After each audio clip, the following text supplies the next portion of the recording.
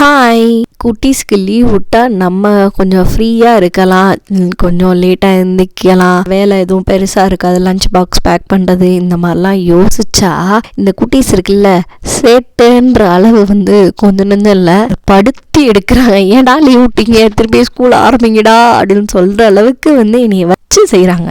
நான் இன்னைக்கு வீடெல்லாம் கொஞ்சம் நாஸ்தியாக இருக்கேன்னு சொல்லி க்ளீன் பண்ணலான்னு சொல்லி க்ளீன் பண்ணிட்டு ஒரு 1/2 hour to 1 hour இருக்குங்க. கொஞ்ச நேரத்திலேயே ஒரு டிக்கெட்டு நானும் என்னோட ரூமு என்னோட டாய்ஸ் எல்லாத்தையும் க்ளீன் பண்ணுறேன் அப்படின்னு சொல்லி வீடையே 2 ஆக்கிட்டாங்க.